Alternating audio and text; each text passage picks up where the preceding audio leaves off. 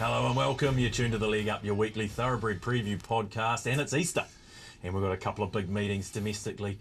Obviously, Te Aroha Breeders' Day and big day down at Riverton. They've got the two-day meeting down there, which we'll be looking forward to as well. Good morning to my in-studio guest, as always, Paul Mawadi. Morning, Paul. Yeah, morning, Thad. I guess it's appropriate that it's Easter, seeing as we're probably going to be seeing a lot of Amen Corner this weekend. Oh, yeah, Foxy. If Foxy can salute in the Masters, We'll be out of a job. officially, there's a decent liability around him, isn't He there? has been absolutely backed by I think just about every single golfer in New Zealand.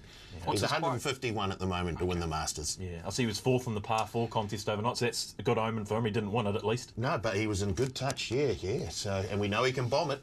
Yeah, and you're going to need to do that, apparently, by all accounts. So, yeah, that's going to be a big weekend, Masters weekend. Morning, Steve. Morning, Thaddeus. Yeah, I was Manawatu last week. You were up there as well, but the racing was pretty good as well. Yeah, managed to get on course, a few showers on race day, hit it in that soft range, but I thought the racing was very good. Some very good horses turned up, ran Big accordingly. fields, great betting fields. They were really deep fields, hard to back a winner, and I thought the Manawatu Classic was a really good race going forward. Arby was just a well-directed plan from the Weatherly camp.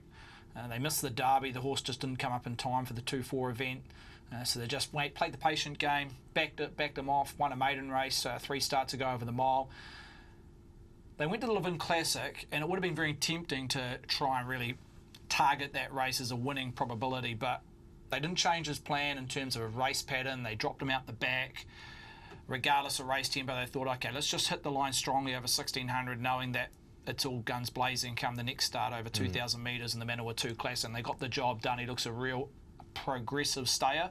Where he heads next, maybe the Championship Mile, Pukekohe in a couple of weeks' time, and maybe even Queensland. But I think overall, the Aupuni Classic or Manawatu Classic you can follow. I thought Desert Lightning was good. Maybe dropping back to a mile with an Easter handicap for a 3-year-old could be a probability or a chance there. Cheval Dior was 3 wide the trip. Boxed on well. Queensland Oaks possibly.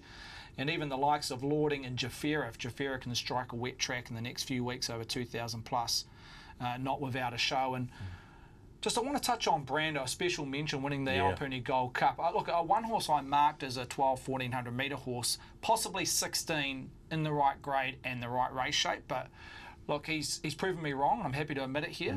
He ticked the 1600 in a very true 1600 metre race in the Japan Trophy 2 weeks ago. And then on that 7-day backup, which is vital for a horse hitting 2,000 metres, it's a real profile that the punters gravitate towards, a 7-day backup on a rain-affected track over 2,000 plus. And they really did identify Brando. I think he started fave. He was in that second line for the majority of the morning on Saturday, but he closed in that favourite line, and he got the job done. Just a hard horse to place now. He's got that high rating. Where do they head? Possibly the Canterbury Gold Cup in a few weeks' time. Wait for age 2,000 metres. Prix de Fer went down there for the stable and got the job done 12 months ago, so maybe that might be his right race. Okay, let's head up north. Say good morning to Brendan Popplewell. The Group 1 for Lisa Ladder and Pinion. BP, Lisa Ladder's flying. Yeah, wasn't that super? Wasn't it? Pinion taking the race out. Joe Doyle, of course, the Irishman, arrived here, picked up 2 winners in his first 2 rides out of Rotorua.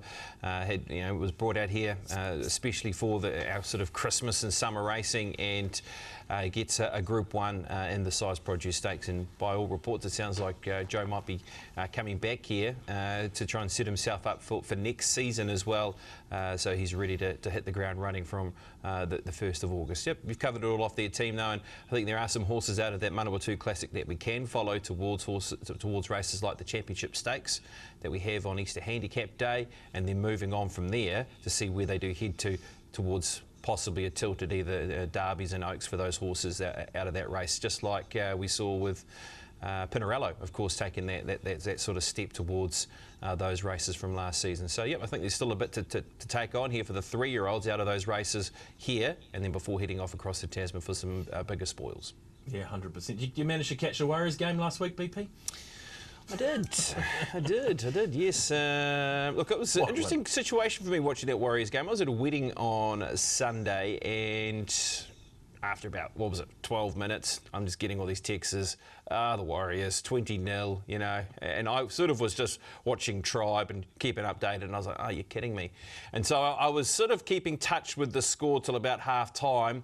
I parked the game for about 15 minutes, and then my phone started blowing up. The comeback's on. So I had to remove myself from the wedding and find myself a nice quiet space, get Sky Go up and running, and watch the last 15 minutes. Quite an incredible game. I've watched it in full since. That was a proper win from a good team. Yeah, no, 100%. It was unbelievable when Sean Johnson and the team getting the job done there. Love the priorities by BP there. Yeah, exactly. Yeah, exactly. He's one of the Warriors. The faithful. poor wedding party. Obviously, Pops had to duck out and watch the Warriors. Is He there was anyone- best man. Exactly. Must have during the speech. He stopped. Yeah, very good. I was actually the DJ. Down there. Of course. That makes sense. That makes perfect sense. Okay. Right. Best bet recap. We're going to have a look at this because we want to touch on. We want to hold you boys accountable Yeah, for what you're 100%. putting out. Paul, particularly you. Best bet recap last week. Obviously, 2 weeks ago we had a clean sweep. I wonder how we went last week, boys. I'm going to stick with Ascot. It was successful last weekend, but Ascot Park on Sunday, Henry Hubber. Henry Hubber, he's just too good for them, isn't he, Henry Hubber? He did it with a bit of ease and he'll win a length and a half. I'm going to Awapuni, race 3, the JPEG Homes Premier over the 1200 metres. I like the joint favourite at the moment, We Will Rock, trained by Guy Lowry. Sumi starting to charge right down the outside with a run. Sumi and Craig Grove pays the bills again. Sumi wins, Sophisticato. I think We Will Rock. Yeah, I'll head to the third different track outside Awapuni and Ascot Park. Avondale plays second fiddle on Saturday race, 5 3-year-old mile. Collateral Damage. Collateral Damage being called upon, the favourites coming out after it. It's still in her presence. Collateral Damage hasn't got her yet. In her presence in front, and she's going to go back to back. In her presence, Pete. Collateral Damage. Well, all up place betters will be happy. I know one person in particular that will be pleased the all up place hit because we all finished in the top 3, but BP's the hot hand here, Pops. You're well and truly back. I think 3 of his last 4 of his last 5, so you're the hot hand for this weekend, but Henry Hubber got the job done for you. Yeah, it almost sounds like a Warriors sort of form line, doesn't it, at the moment? What are the Warriors sort of hitting similar form lines? Yeah, Henry Hubber was good and actually runs again this weekend. And to be honest with you, he probably goes very close. And my tip from 2 weeks ago, She's Fit, lines up in the Western Australian Derby. So there might be a chance of keeping tabs on what those horses can do this weekend. Yeah, okay, there's a bit of a multi-building there. Any excuses, Paul, for you? No, just poor. Yes, Paul. Yeah, it was a good run. I thought at the 100 metres you almost had it, but Sumi flew. Yes. Yeah. I think there were whispers on track as well on Saturday around Sumi, so wish I'd heard those whispers a wee bit sooner. Alan Sherrick whisper is a whisper worth hearing, isn't it? Indeed. But as you say, the positive is a top 3 multi would have got you a return. Yeah, 100%. Well done, boys. We'll get back to the best bets later in the show. We want to have our time with Pops again and touch on Maiden of the Week, BP. Who have you found for us? Yeah, I thought the Tauranga meeting was the meeting to keep tabs on for the Maiden of the Week this week. I thought there was 3 races there that we're keen to identify. I've gone with race number 5 as the one that I've gone for, and this is the win of Run Baby Run. Run Baby Run was very unlucky the start prior when getting shut out of the gap closer to the rail and doing all its best work through the line. I think we can follow Run Baby Run out of the race from Lauren Brennan, but I think we can also follow some horses out of the race. Second horse especially. Boy, they didn't miss it when they were having a bet on Tuesday night and into Wednesday, and that being Hussar, this trained by Stephen Orchard, who trolled up beautifully. Boy, that horse is winning next time, surely, the way that it's got home there and really was motoring home into that second spot. So, Hussar good. La Dulcide, who was fresh up as well off the back of a good trial. Red She Is was working home. So, I think there's enough there to work away from that particular race to say we can follow. Yeah, I think it's a strong maiden, Steve, by all accounts, and Hussar was probably a little bit unlucky not to be winning. Yeah, for sure. I thought Red She Is, as BP alluded, held merit. It hadn't raced since January, was 3-4 wide the trip, and boxed on well and let down the straight. Excuse me, but look, I just want to quickly touch on an earlier race, the maiden mile won by Armenio. Look, that race ranked number 1 in terms of speed ratings on the day. and by a decent margin as well. So a special shout out to Armenio, who jumped, run and led and basically ran them into the ground. But the one horse out of that race I'll be following next start is the second horse, and Cause Vite. That's had a couple of runs over a mile now. Whether they hold back to a mile or go a mile and a quarter remains to be seen. But a real progressive Al Manzoor who's looking to get over a trip in the next 2 starts or so. And the So third Sullivan horse. Scott pops, isn't it? Yeah. Look, they were keen to have a bet, weren't they? That horse moved in the market rapidly, and I think the third horse is probably worth sticking with too, in Anella, the Katrina Alexander, Simon Alexander horse as well, who finished in the 3rd position. So, yep, that's definitely a race to follow out of the day too. Yep. Okay, guys, let's get into it. 4 races we want to have a look at. 3 at Pukekohe, with the obviously headlined by the thoroughbred breeders. But track conditions first, Steve. It comes to the weekend, and what do we get? Yeah, big talking point in the last 24 hours when assessing the form and producing the markets. You see there a good 4 currently at Pukekohe. Now the rail's out 4 metres. The last meeting was held on the 22nd of March. It was a provincial meeting on the Wednesday on the quick back up from Auckland Cup Day, and that was played on a genuine heavy track, a heavy 10 to be official. So they've had a couple of weeks just to get the track back into some reasonable nick. But the rail goes back into the 4 metres. As I mentioned, the last meeting it was out 7 metres. So there's a little bit of fresh grass there. But look, the track has had a lot of operation the last few months over the summer. So I just saw signs on the Auckland Cup and obviously the last meeting on a heavy track just deteriorating a touch. And that's no fault of anyone. It's just the amount of volume that they've had at Pukekohe, with obviously Ellerslie being out of play, etc. So, but the big talking point heading into Saturday is the showers, not just today, but also Friday and on race day. So I don't think it's going to be a good 4-come race day. We're probably looking at that middle to end soft range, and depending on how much rain we get on the day, whether it hits a heavy. No deductions, no surprises. Oh, thanks, Paul. Very good. You're consistent, I'll give you that. Okay, race number 7, New Zealand Thoroughbred Breeders' Stakes, Group 1, over the 1600 for the fillies and mares. Steve, how's this market shaping? Yeah, headed by Mustang Valley, a big talking point in the last 7 days since her Doncaster 5th last Saturday. $2.50 we posted, and that looks to be about right if I had just assessed the price in terms of the weight of money. Punters happy enough to take the 2.5. Second best back runner in behind Pearl of Alsace at $5.50. The original quote around the second favourite was $6.50 this time yesterday, and she's been heavily punted, including a $1,500 bet at 6.5. Aromatic 9 out to double figures 10. Same quote as Mazzolino, one of the 2 3-year-olds in the race. Cool Change 12 and a point there to 11 with Skilworth, the same quote there. Tavia at $15 off the original 14. Belclair at 21.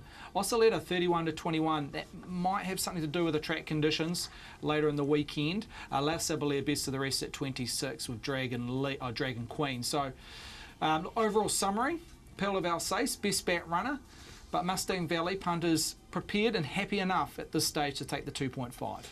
Okay, BP, I think we're going to have a look at that 5th from Mustang Valley in a Doncaster handicap, and gee, that form holds up all right, you'd suggest? Yeah. Look, you did suggest just before that if Ryan Fox won the Masters, there'd be a few of us out of a job. I would say that Mustang Valley would run a very close second to that if it had won this race, because $81 was posted and it was all snaffled up, and it closed off at around the $20 mark. And at one stage there, you thought you had a glimmer of hope. Top 4 punters get nosed out because it runs 5th. Look, there's an easy way of assessing this race, isn't there? And it's a case of that she is a 105 rater, she's a Group 1 winner, and she ran 5th in a Doncaster handicap. So all those things say for this race that she is the one to beat. And I guess there's just a few clauses and a little bit of fine print to work through here around Mustang Valley, and that being the case that she is coming back from Australia and she is backing up from her performance last weekend in another country. I think if she arrives in this race in the right fiddle, and probably the barrier draw too to a certain extent, but I think with any sort of rain about in the big roomy track, I'm not too worried about. Really, she is the one to beat, and I don't think, with all respect to any of these other horses in the race, that they would have been able to run 5th in the Doncaster handicap as well. So she is the clear top-rated horse in the race, and the others are just going to have to hope that she's off her game, because that could be the only thing that really could be in front of us here, because she is a bona fide Group 1 horse. Yeah, look, I mean, she's probably going to get a wet track here, Steve, potentially, which she should thrive on. But look, she's not just a wet tracker. I think we've got a race replay of her in the Arrowfield, finishing second there at Matamata, and I think this was on a good track, wasn't it? Yeah, I think it was on a 5 to be official, but what I wanted to show in this video is that she is adaptable if that rain doesn't eventuate. We just set up these race replays yesterday, and we hold on that 4 or 5 line, which looks doubtful. She's not just an out-and-out wet tracker. As you see on this day in the Arrowfield, weight for age over 1,600 metres, La Creek produced a really strong speed rating there. You see there in the green, 3.6 lengths above the class rating. And Mustang Valley got back in an awkward position at Matamata and produced the best closing splits in the race. So it's an interesting one, because on a decent track, barrier 15 is problematic. But if we do hit that 7-8 pentometer reading and it's barrier 15, and as I say, this track's had a bit of wear and tear in the last few months, I think I'd rather her draw there with the rain forecasted than an inside gate, knowing how she profiles on the speed map. She's a get-back horse. Jonathan Riddell, look, he'll be hoping there's a 3-wide train, he can get some cover and maybe just worse in midfield, maybe in the back third at worst. But we know that's where she ends up in a lot of her races, regardless where she draws. So the good thing is this is the second to last race of the day. You can profile how the track's playing. Are they coming down the centre part of the surface in the home straight? And will that draw possibly be advantageous to what it is on paper at the moment? But the other thing about Mustang Valley is her quick backup. She's obviously backing up 7 days. Now, has she backed up and performed in the past? We looked at that second, the Arrowfield Plate. 7 days later, she won the Livermore, which happened to be her PB prior to last Saturday, running in the 5th position in the Doncaster. So she's accustomed to that on the quick backup and producing not just a performance, but a high-rated performance. So I've got no dramas on the quick backup. The travel was a bit of an issue, but look, the Forsman team are pretty happy that she's acquitted to travelling up and down the country and across the Tasman, and she's come out in fine order. Okay. These two boys, they're right on the money. Yeah. The draw, a slight negative. Yeah. She can overcome that. Has she settled after the quick trip back from... I guess that's what's holding people back potentially, Paul, just ever so slightly here, isn't it? Because we just don't quite know, of course. But she runs to the Doncaster 4. She wins this easy. We'll look back, we'll think 250 was an absolute gift. But this wasn't an afterthought. I think Andrew, hearing reports, is that they always thought this was a probability backing up from the Doncaster. Look, obviously, if she won the Doncaster or even placed in it, maybe Group 1 place in Australia, she may have stayed there and possibly run 7 days later in the second day of the championships and the Queen of the Turf. But they always wanted to just keep her fresh, knowing that there was a possibility that she'd transfer back to New Zealand and run in this Group 1, which, weeks leading in, we knew it wasn't going to be the strongest event. Okay, Paul, what about the second favourite here, Pearl of Alsace? Because she just keeps winning. She's 5 from 5. She's unbeaten and culminating in another nice win in a Cuddle Stakes. Exactly, and we've taken some money on her. She's 650 into 550, and we keep asking her the question, and she keeps stepping up and doing the business. So she thoroughly deserves to be the second favourite in behind Mustang Valley. And if Mustang Valley isn't 100% or hasn't settled as well as the team would have hoped, then she's right in this here. Any rain, she'll welcome. I don't think she's actually had a race day start on a track any better than a soft 5. So here she is, just outlasting them and just fighting. And that was a very good field there in the Cuddle. So look, I see no reason why you shouldn't be having a little stab on Pearl of Alsace. Okay, how do the 3-year-olds stack up here, BP, Skew and Marcelino, because they were very good on a Levin Classic. They have to be accorded some sort of chance and are relatively well in this market.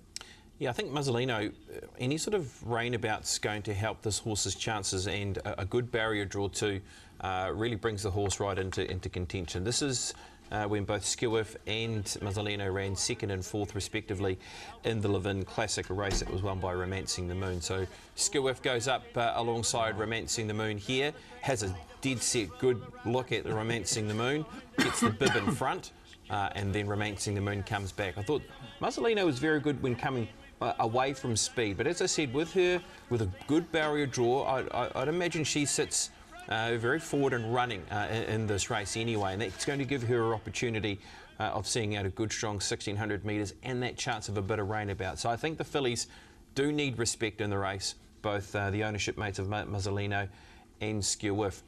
Yeah, Pearl of Alsace is a horse that I think really does need to be respected in this race. So it's not that easy to just come out and win a maiden race and then keep winning and find yourself 5 from 5, and your last win is at stakes level in the Cuddle Stakes. Now, they could have also easily pulled stumps at that point and said, right, let's concentrate on next season and try and keep this winning record going. But she's a horse that's had a number of trips away. She's got herself a decent draw. Ash knows the horse really well.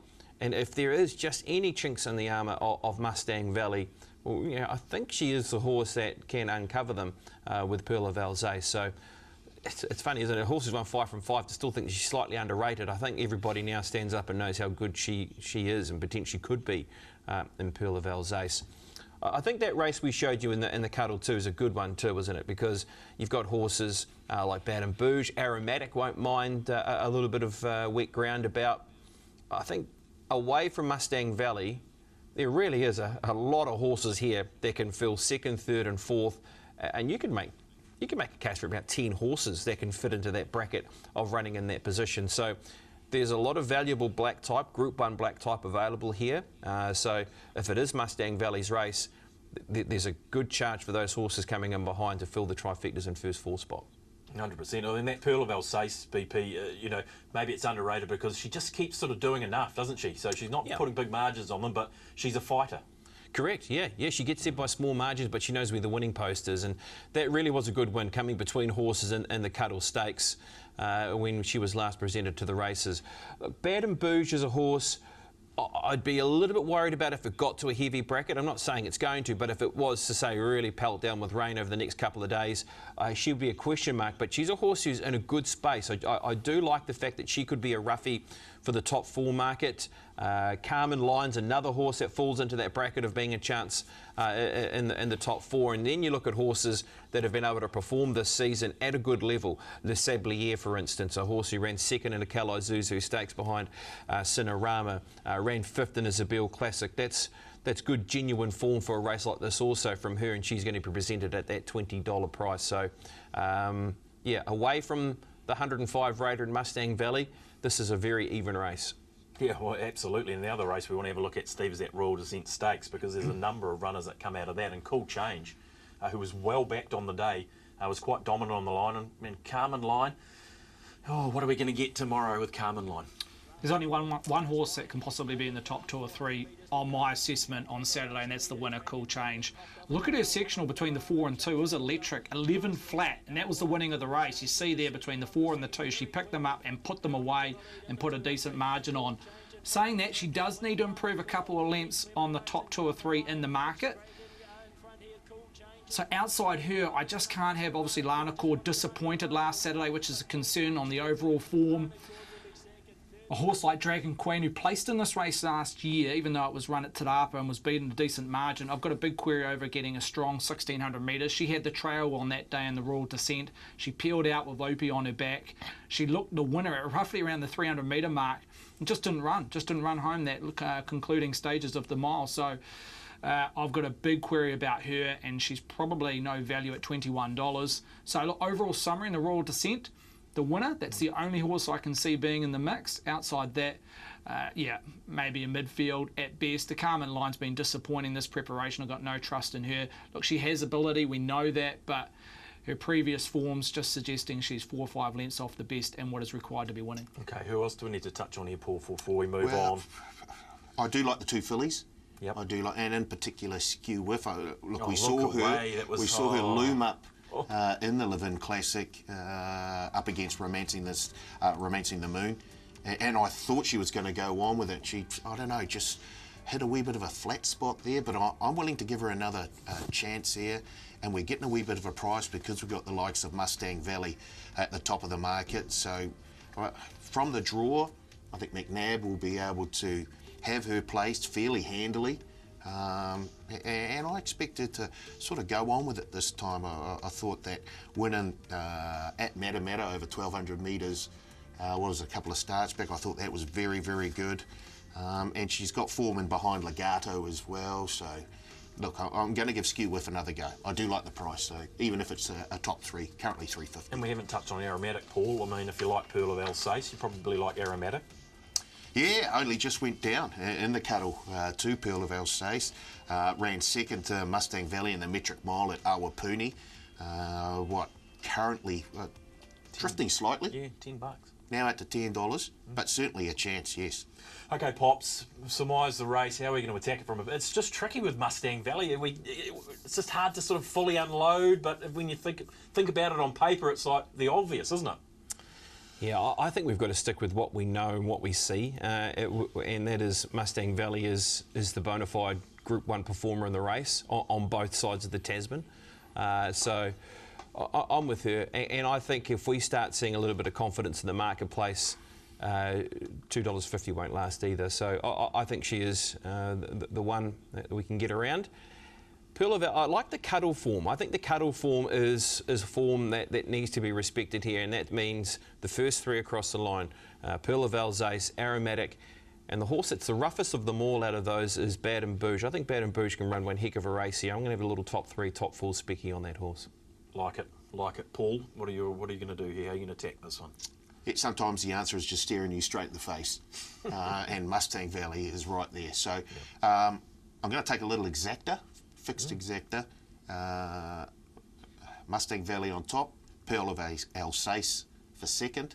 It's currently $11, the exacta, and I'm going to throw the filly in Skew Whiff for a top 3, $3.50 at the moment. Okay, last thoughts, Steve, before we push on. Yeah, Mustang Valley rated a 40% chance.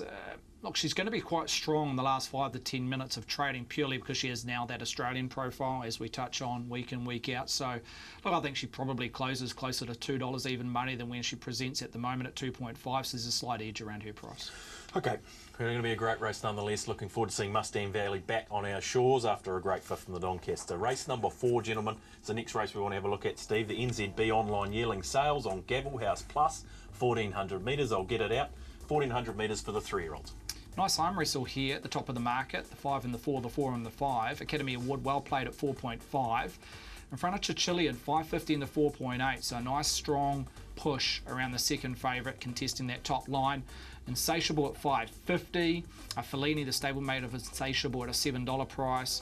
Pour the Wine, last start maiden winner at a $7 quote. Bourbon Cheek at $8. Double figures around Rudyard first up.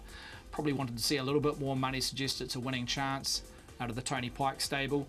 Desert Island again, a last start maiden winner, as was Pour the Wine at $12. Good Spot at 16, and Tipsy Tart, the maidener, at 26 off the original at 21. So, look, overall summary, very keen at the pointy end, the 4 and the 5, the 5 and the 4, with a slight lean and lead towards Chichilian. Okay, interesting. Good money around Chichilian VP, and there's a very good race we can reference here, and that's its last start win at Tauranga, because a number of the combatants come out in this one.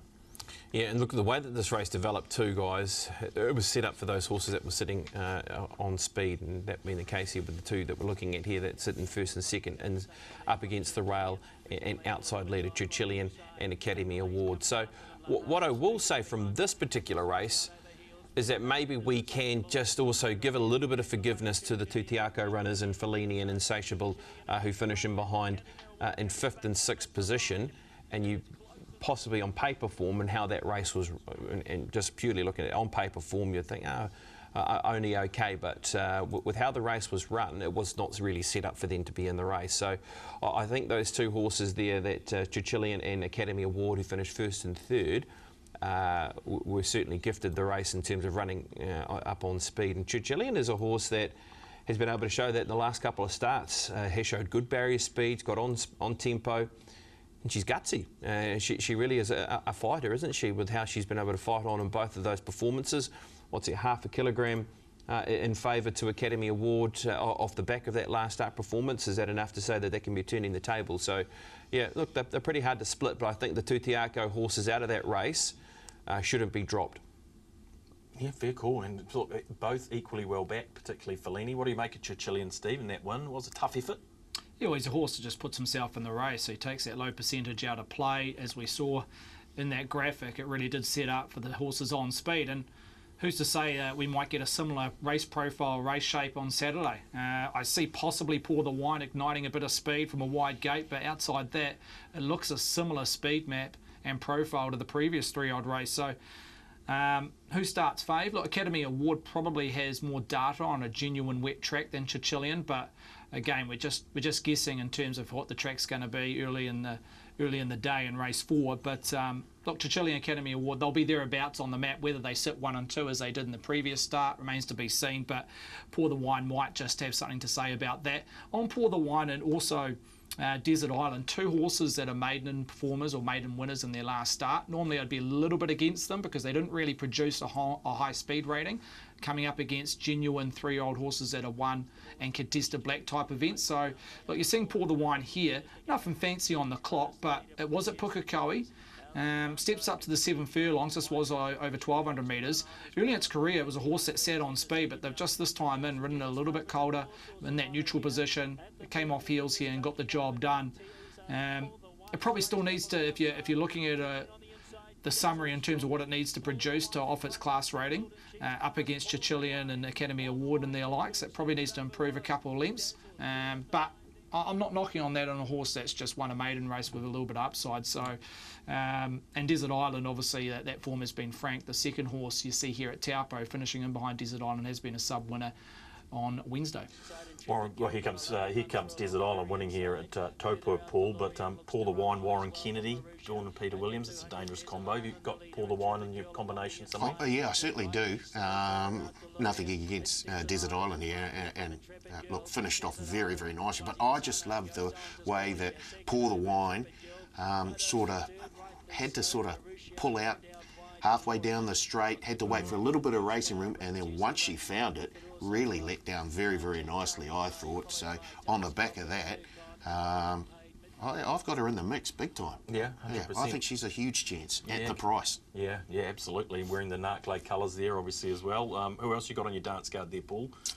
Academy Award, look, still only just the 1 win for this filly, but she's been knocking on the door on a number of occasions. She has. Yeah. So it's about time, I think punters who have been backing her finally get rewarded again. And I think this is a nice race for her to do it too. Yeah. Solid at 450 at the moment. If she drifts slightly, because I can see them sort of looking at the Chichilian form and backing her, like they've already started to get on now. I can see that sort of trend continuing tomorrow. So if that does happen, I'm hoping that the boys might sort of just drift the Academy Award slightly, maybe out to the $5 mark, and then bang, we jump on. We jump on. Pay the believers with the Academy Award it would be if she could get home. BP, we just saw Desert Island there winning at Taupo, beautifully bred filly. And look, a nice maiden win, wasn't it? It was. I think both those horses come into the race with decent enough form to say they can be a chance here. It's quite a niggly race, isn't it, really, with the potential of it getting something similar, as Stephen mentioned, in terms of speed. Look, Fellini's a horse that, I haven't backed Fellini many times, but I just hope that maybe they can be able to be in a more positive position this weekend. Look, he drew barrier number 8 last time and he was slow away.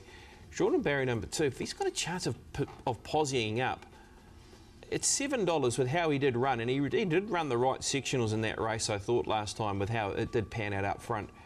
He could be a sneaky chance at $7. I've made Chichilian my top selection in the race just because she is going in the right direction, and you know that where she's going to plant herself. But I just have a feeling about Fellini. Maybe he can find some of his best form again with how he did run that last run, and if he can be in the first, let's say, 3 or 4, that gives him a chance of running in the money or possibly even winning the race. 3-race winner, BP, Fellini. Yeah, well, he was a good 2-year-old, wasn't he? I mean, he was a high-class 2-year-old Fellini. And I just feel he's just been lost in this market because of how he did run. But he did run 5th, and he was working home through the line in a slowly run race up front. So, yeah, he could be the smoky. Okay, the other horse I just want to mention quickly, Steve will tell us about it, is number 6, Bourbon Chic, because the resuming run looked pretty solid and has been a good performer in its 4 races today. You probably have concern that Inca Bell race rated horribly on the speed rating, so that is a concern. Any horse that was beaten outside Inca Bell on that occasion, so that's a slight query. Maybe improvement second up. Craig Grill's barrier 3, a horse again that likes to sit on speed and possibly be in that battle on the first 2 or 3 on the map. So look, it's rated a 10% chance, so I'm not saying it can't win, but it's a tricky race. As BP mentioned, it's a hard one to work out, and I'm just leaning, maybe gravitating towards the horses that are going to be on speed, out of luck. the high percentage play in Chichilian Academy Award, probably leaning towards Chichilian, but just on Rudyard, because it is first up and it has shown ability in the past. First up here, trial was okay. I thought that it was doing its best work through the line in the most recent trial, but the lack of money and whether it starts or not if we get into that soft heavy range is a bit of a question mark, but at this stage there's no money suggests it's ready to run a race first up. Okay, BP with Chichilian and Fellini. Paul, what did you think here? I'm ready to put Pour the Wine on top. Yep. Hoping that she goes back to back. I did really like the look of that run. Be interesting what they do, because early doors it was a horse that jumped on speed. In its maiden victory, saw that, took a sit, midfield in that neutral position. It's drawn barrier 10. Do they chance their arm and go forward because it's barrier 10 and maybe a lack of speed up front? Or do they just go to that winning recipe, which they found last start, and put it in a neutral position or even go back to the last third? So intriguing to where that horse sits in the map from barrier 10. I think they wait to see how the race actually shapes out. If there's a bit of speed up front early on, I'm sure they'll just take it back. Put it asleep. Got the right man on board as well. Indeed, he can make the decision, and if there's no speed, then, well, why not just come across without spending a penny? Yeah, exactly. And you don't mind Academy Award as well? I think it'll be thereabouts. Well, it's always there or thereabouts, isn't it? I've got to get over the line for me. One more, yeah. One better. To the well, one more time. Haven't we all been there? Okay, race number 3 on the card, gentlemen, is the next one we want to have a look at. The Shaw's Wire Ropes Handicap, 1,400 metres, a rating 86 handicap, but relatively small, but a nice field, Steve. Static market, hardly a change here. Habana heads the market at 2.8 and has been well played in front of Thunder. Again, well-backed run in that second line at $5. Zalia, now the top 3 or 4 in the market, has been quite soft at a $6 price. Now Bella the Bull and White Noise present here first up on the fresh side, and both have been well played in the first 24 hours. Bella the Bull $6.50, White Noise $7. The Perfect Pink quiet at this stage at 7.5. Sea-Jets again resuming a little bit soft there, $11, and Manrico, the ranky at 21. So yeah, nice betting contest as I mentioned, very static in terms of movement from the original prices, but there's 4 or 5 they're willing to play. Yeah, Habana 280. We've got a nice race replay straight away, Potts, because the top 2 favourites competed against each other last time, and Habana came out on top. He's in a good piece of form at the moment, isn't he, Habana? And look, there's a difference in weight here, obviously, with Hamish McNeil, who's riding Thunder on the weekend. Sort of 6.5 swing in Thunder's favour. Look, Hamish McNeil can claim down to the 56. He can actually get into 54 kilograms. So that's a massive assistant for Thunder's chances here on the weekend. And we know that Thunder can get through. Look, he won on Boxing Day, but he's a horse that can get through soft to heavy track conditions. I know he hasn't won on a soft, but boy, he's performed well on heavy track conditions, so he's adaptable. That just might be enough to put it in his favour, Thunder. Of course, last time to the races he bumped into Mille Fiore, where Zayla was also in the same race where they finished. Zayla finished into 3rd position, and this is the video here for you now, where Thunder got itself to the centre part of the track. It was a soft 5 on this occasion, and Zayla was just to the outside, and Mille Fiore was too good in winning on this occasion. So he's in a really good space at the moment, is Thunder. And for that being the case, and with weight relief, I thought he possibly looked like he was a bet in the race, Thunder at the $5. So yeah, I was pretty keen about him actually. I thought he was a good strong chance, even though the way that Habana's been winning, 3 of his last 4. Keep the Academy Award due a win, Paul. This horse would be fair to say Thunder would deserve another one, wouldn't it? 100%, and I totally agree with BP there. The 6.5 kilo swing in the weights against Habana. I also thought that second to Habana, I thought Thunder had a really, really tough run there and just kept giving over that last 100 metres. So I think that's the sort of key that'll unlock the problem that Thunder has had. I really like the look of Thunder in this race, down to 56 kilos. I think Hamish McNeil will be able to just sit pretty. I mean, it's a smallish field, so shouldn't find too much trouble. And I think with that weight relief, I think is the top pick in this race. No sort of bash against Habana. I just. You'd be loving the $5 then. Oh, certainly am. How'd you line these two up, Steve? Habana and Thunder. I think I'm leaning towards Thunder, and the weight issue is is one of those key points. The 6.5 kg swing versus Habano in favour of Thunder. I think that's a key asset. I think he's a safe play this far out. Obviously, we're live here on a Thursday morning and we've still got 48 odd hours until this race eventuates. And he's very versatile on different tracks, Thunder, so whatever it's presented on Saturday, no knock. Where Habana hasn't raced on anything worse than a soft 5. You can't really knock him totally because he's yet to hit a 6 or a worse Habana, but look, he loves the joint Habana. 5 wins from 10 starts, 3 from 3 at Pukekohe.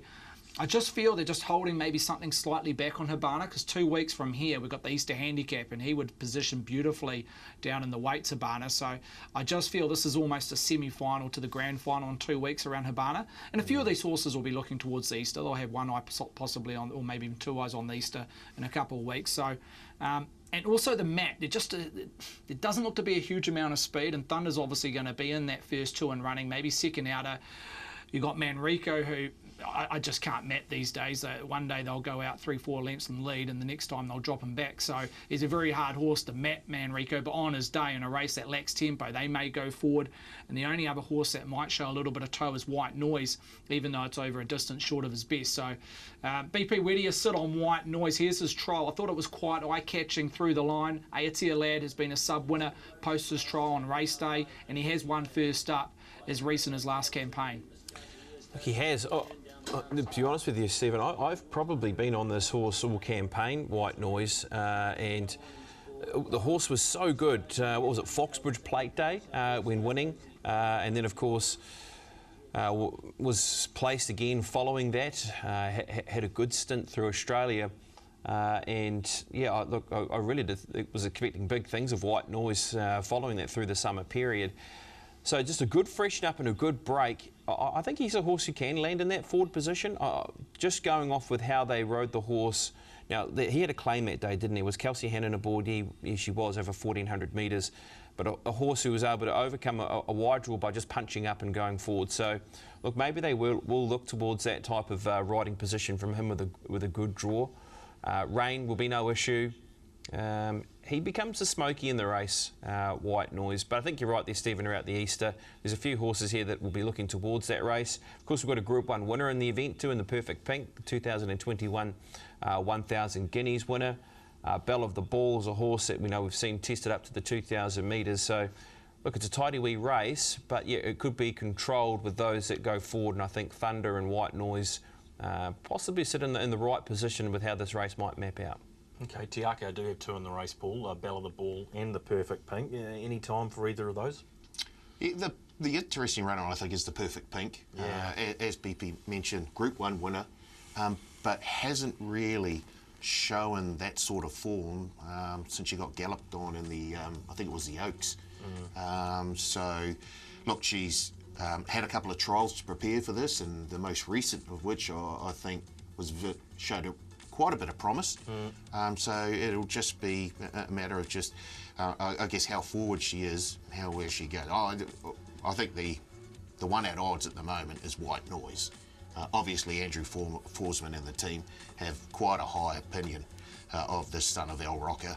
And illustrious ownership group too, I can tell you. Indeed, yes, yep. Indeed. I think the 1,400 metres is perfect for White Noise, fresh up. I love the look of that trial. It looked like he had plenty in the bag.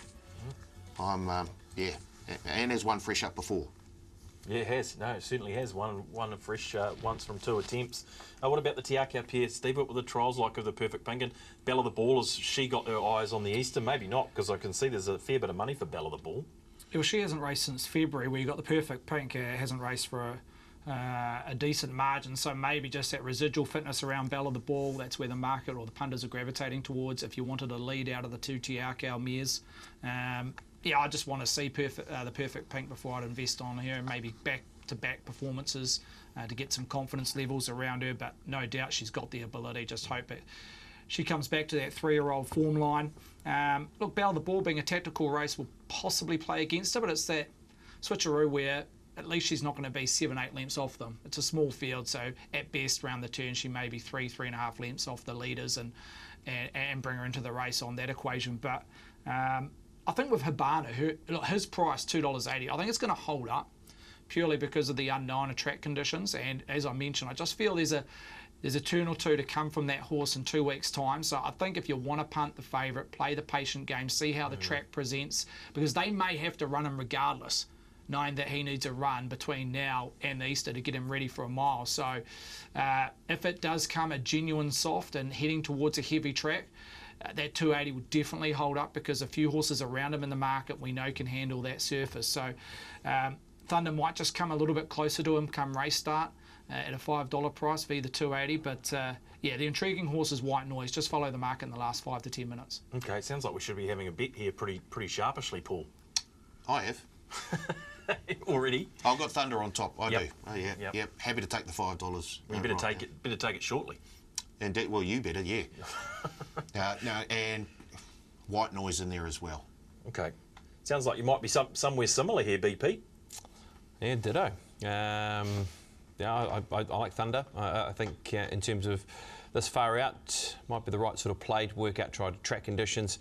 And White Noise, so if there's, I guess there might be a little chance of a power play there maybe with Thunder and White Noise as well. What small fields, you'll have to say both to run top 3, or will you give us both to run top 4 maybe? I'm not sure. I'll work on them, Pops. I'll work on them, don't you worry. Okay, boys singing off the same hymn sheet here. Thunder to win the Shore Wire Ropes Handicap 1400 metres, $5. And watch out for White Noise resuming talented gelding. Okay, guys, big carnival down at Riccarton, the traditional Easter carnival down there at Riverton. What did I say? Riccarton. Okay. And big day Saturday, obviously another big day Monday. Steve, what are we playing on at the moment? Heavy 8 currently there, but I think they'll improve. The weather's okay between now and race day. You see fine there with light winds, rail on the true positions. Hopefully that track comes back to at least that worst side of soft, but currently a heavy 8, but just be wary with an improvement of track likely. Yeah, it's a good day. There's some nice races, including the listed Riverton Cup. Yep, the Carrier Arms Hotel Riverton Cups race number 7 on the card over the 21.47, Stephen. Yeah, all the usual suspects here, and what a great betting race. Yeah, Dunhill, who made the trip up north to Pukekohe and contested the Auckland Cup at Group 2 level. Just didn't run up to maybe the expectations of the stable, but they're dropping back down to the local assessment here around Dunhill. $4.50 we've posted during the week. In front of Assathought at $5.50 in that second line with Prince Albie. Exchange at $8. Want to be in Paris at $9. Just on Prince Albie at $6.50 into $5.50, so there's a fluck there around the third fave. Humbucker at $10. The Growler at $13. Let's Bring It On. Kilowatt. Darcy Q, Tabby With Me, and Lily the Valley, or Lily of the Valley, all at $18. So a compressed middle market there. And as I mentioned, the best lead I can give is not the Tyler favourite, but the Tyler third favourite in Prince Albie. Yeah, okay, let's have a look at the Invercargill Gold Cup, Pops, because yeah, there's a fair bit to get through here. There is. Look, Dunhill was really good in this race, and it meant they had a roll of the dice and had a shot at the Auckland Cup. And good on them for coming up and saying, look, this horse has pulled off the Invercargill Gold Cup. Let's go and take on the big boys and girls in the Auckland Cup. They came up and they had a go. I think this horse gets back to a heavy track condition, no problem whatsoever, because it was on a good fall there. This horse really does revel in heavy track conditions. If you go back over his 3 prior wins before that Invercargill Gold Cup, everything else had been won on a heavy surface. He gets a heavy track on the weekend. I think he really does come into the race. And as you saw there's a number of other horses out of that race. The likes of Exchange, who finished into 4th position, one of the lightweights, and Lily of the Valley, who finished into 2nd position, and a few others also. So I think he is right in contention off the back of that. And I must say, the other Tyler runner in Prince Albie, now you have to remember, this horse actually campaigned in Brisbane for a good period too. I think it was this time last year, there was a really strong bit of chitter-chat about this horse lining up down at Riverton and on this carnival and winning, because I know that Calvin's come out and said this could be one of the better horses that he's ever put a saddle on.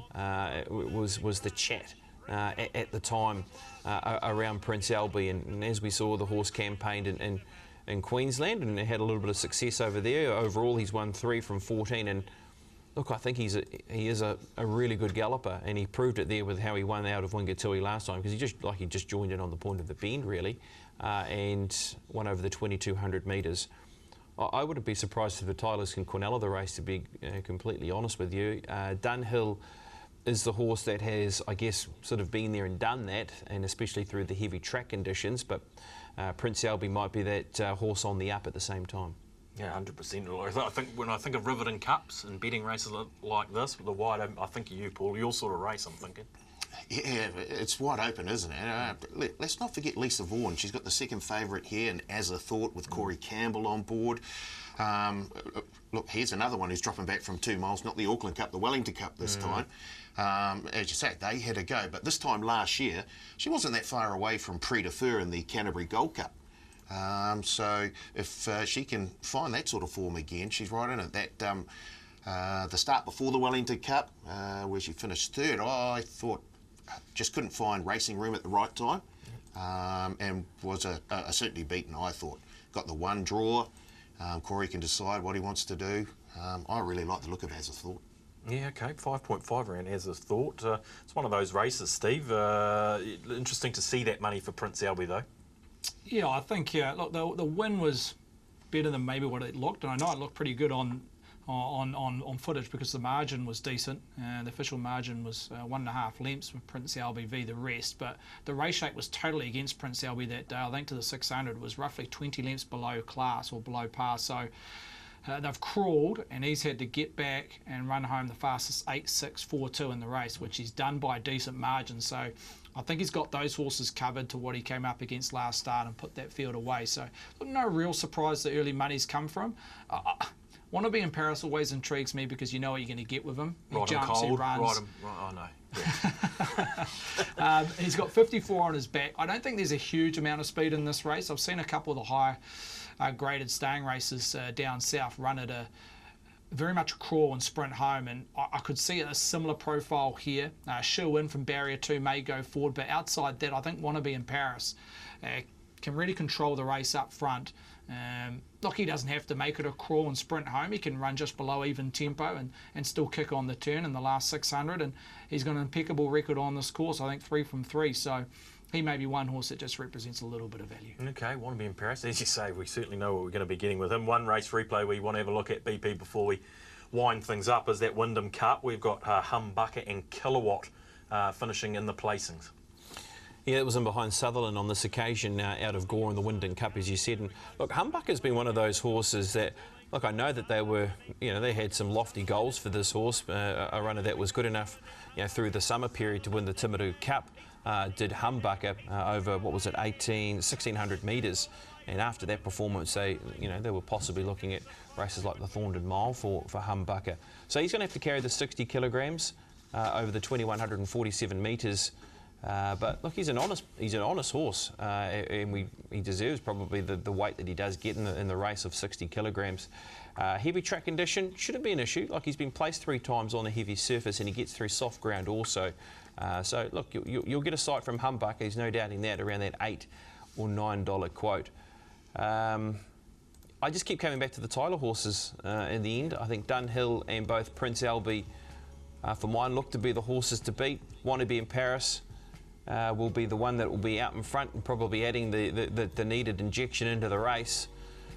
I can't split them. I really can't. Maybe there's just a slight lean towards Dunhill, but again, it might be a nice little power play race to look into. Yeah, okay. It's another Tyler runner. Yeah. We just saw Kilowatt there. Won't mind a heavy track. Yeah, it's been a while, between drinks for Kilowatt, but never really runs a bad race. Always in it. And Terry Mosley, he just seems to pop up in the winner's circle. Certainly on, on a horse paying between $10 and $20. He just has an uncanny knack. I'm sure you got stats to back that up. Never let the stats get in the way of a good story. No, exactly. It sounded feasible to me. It did sound feasible. Hey, boys, I think we need to throw it out there for 2024 that we need to do the leg up from Riverton. I think this would be quite an amazing carnival to go to, wouldn't it? The 2 days there over the Saturday and Monday. The hospitality, from what I hear, is just outstanding. It's certainly something I'd love to go and enjoy. So maybe we could lock that in for 2024. We're going to be back. We need some sponsorship. Yeah, we'll need some serious sponsorship. Run on the smell of an oily rag is the leg up, I can tell you. What are you going to do, Paul? Don't tell me in the Riverton Cup you're going to tip me the first 3 favourites. BP's tipped me the 2 Tyler favourites, and you quite like the other one, do you? I've got as a thought. Yeah. Yep. There we go. Where's Simple. Okay, so we box Quinella the top 3 in a Riverton Cup. Wannabe in Paris, Steve? Just maybe a little smidge of value? Oh, yeah, just because you know what it. you're going to get. He's going to present forward. I don't think there's a huge amount of speed in the race. Okay, good luck to the team down there in Riverton. We'll be looking forward to following for the the Saturday and the Monday, both days of that carnival will be a cracker, and I think Pops is onto it. He's come up with a cracking idea. Okay, BP, it's best bet time, and we come to you first because you're our man. Even the numbers -7's lying here, I think. Well, what's your best bet for this weekend? I was a little bit torn here with my best bet because, as I mentioned at the top of the day, I do like She's Fit, who I made my best bet 2 weeks ago. She does line up the filly up against the boys in the Western Australian Derby on Saturday. But I'll go with a horse that lines up in the Sydney Cup this weekend in Cleveland. Now, the horse gave you basically the best Sydney Cup trial you could look for. It was a run where the horse was just in behind horses, working home closer to the rail, and it was smoking past them, past the line. It was the best trial you could ask for this European stayer. Wet track, no problem. 51 kilos. And Kieran McAvoy aboard. It really does look to be the right formula to say that Cleveland can win this race on Saturday. And for those that took the $11, I guess they're sitting in a pretty good spot right now with this horse as the $3.50 favourite. Those that took the $11, I like that from Pops. Very clever. Yeah, Cleveland. Nice run leading into a Sydney Cup it was for the Williams team. Paul, still out in front. Where's your best bet this weekend? I'm heading to Pukekohe and race 6 there, the Barfoot and Thompson 1200 metres. Number 9, A Tribute, trained by Chris Wood. Look, she's 1 from 1, and she just hung on to win in her maiden victory. Now up to rating 65. Look, the runner that finished 3rd in that race is coincidentally the maiden of the week, Run Baby Run, this week. So we've sort of got an unofficial stamp of approval from Brendan Popplewell for A Tribute. We like that. Yeah. So, look, 1 for odds, but I'm willing to have a little go for her to go back-to-back. A Tribute, now $10. $10. That's going to spice up the all-up place bet, I can tell you. Steve, where's your best bet this weekend? Yeah, I'll go back to Pukekohe as well. I have to wait to the last race. The rating 65 mile, Lord Jimmy. A horse I had a bit of time from after debuting and winning Ottawa Park, beating a useful type in Mr. Roshan. Post that victory has been disappointing up until winning here 2 weeks ago at Pukekohe. Just a similar setup on Saturday, grade of race, weight and course. Look, it has drawn barrier 13, but with the rain about, I've marked that as advantageous come the back end of the program. Lord Jimmy at roughly around $5.50. Okay, would you? Well, $5.50. We'll go. This is going to be juicy this weekend. Looking forward to it very much. Show wrap-up time, Paul. What do we need to know before we get out of here? Don't forget our Twitter poll, of course. This week, we're looking at Mustang Valley, Aft Cabin, Animo and White Marlin. Leave a comment. You'll go in the draw to win a $100 bonus bet. I don't know who last week's winner was. But yeah, anyway, make sure you vote. And if you do like Mustang Valley, President Gary 4A. Oh, at President Gary 4A. Well done, Prezi. But yeah, if you do like Mustang Valley, then I suggest you vote in that Twitter poll because we want the boys to boost Mustang Valley. She's $2.50 at the moment. 100%. Bonus back blitz? We've got the bonus back blitz again. The first 4 races from Pukekohe, Riverton, Randwick and Sandown. I don't need to explain it. You don't. You guys know what's going on. We've got do-it-yourself power plays on the New Zealand Thoroughbred Breeders' Stakes as well. That's race 7 at Pukekohe on Saturday. Okay. Going to be a busy Easter. No deductions, no surprises. Yeah, you had to get that in. Yep. Till the July 31. July 31. Okay. How good. How good, right. Especially with the weather that we'll be getting. We've got 30 seconds to get out of here. Thanks, Pops, for your time. As always, enjoy your Easter and all the best to your family and the kids, and don't eat too much chocolate, mate. Thanks for that, mate. Hideki Matsuyama, top 20 in the Masters, into Edward Corsi to score a try for the Warriors for my sports multi. This is why we love you. This is why we love you. Superb. Have a good weekend, Pops. Thanks, boys. Thanks for your efforts, as always. A busy period. Yeah. Whanganui today, 8-race card. Looking forward to Jimmy Star in race 3. I think it's got upside. Also, Woodville Monday and day 2 at Riverton on Monday. So busy. Plenty of action. Thanks, Paul. Yeah, very good. I'll be watching the races, watching the Masters. Yeah. Not getting a lot of sleep. Rightio, we better go. Thanks for joining us again. We'll see you in 7 days' time on The Leg Up.